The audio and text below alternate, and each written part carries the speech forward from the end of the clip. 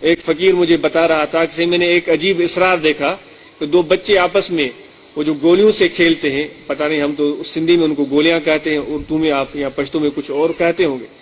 وہ فقیر کہہ رہا تھا کہ ایک بچہ اس میں ایسا تھا جو ایک فقیر کا بیٹا تھا، دوسرا ایک ایسا بچہ تھا جو کسی دیگر آدمی کا بیٹا تھا.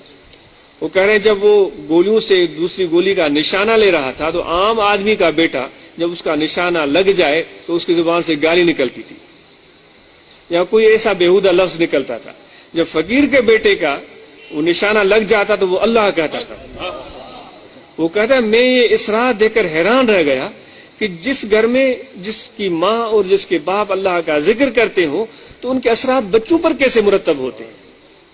یہ کوئی معمولی بات نہیں ہے، یہ بہت بڑی بات ہے. ایک مرتبہ جو اللہ پکارے تو اس کے اللہ کہنے سے 70 مرتبہ اللہ اس کو جواب دیتا ہے، لبیک یا عبدی لبیک یا عبدی لبیک یا عبدی، میرے بندے میں حاضر ہوں، میں حاضر ہوں.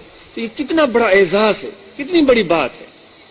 تو اس لیے یہ عورتوں کے دل میں ذکر الہی آ جائے، ان کے دل ذاکر اور باخدا ہو جائیں تو ان کے بچوں پر بھی وہ اثرات مرتب ہوتے ہیں. انشاءاللہ یہ بچے جب جوان ہوں گے تو یہ بھی ذاکر، یہ بھی نمازی، یہ بھی تہجد گزار، یہ بھی باشرع، یہ بھی پرہیزگار اور نیک انسان بن کر آگے اس پیغام کو بڑھانے میں، ذکر کے پیغام کو آگے بڑھانے میں ممد اور معاون ثابت ہوں گے. تو آپ کو یہ تلقین کی جاتی ہے کہ ایک اللہ کی نیک بندیاں آپ بھی ذکر کو اپنے دل میں جگہ دیں، آپ بھی ذکر کمائیں، آپ بھی محبت الہی سے اپنے دل کو روشن کریں. وہ ذکر کیا ہے؟ وہ قلبی ذکر ہے، بائیں جانب آپ کا دل ہے، اس دل میں ذکر اسم ذات کا خیال رکھیں. زبان آپ کے تالو کے ساتھ چسپان ہو، توجہ آپ کا دل میں رہنا چاہیے، سانس اپنی جگہ پر آتا جاتا رہے، سانس بند کرنے کی ضرورت نہیں ہے.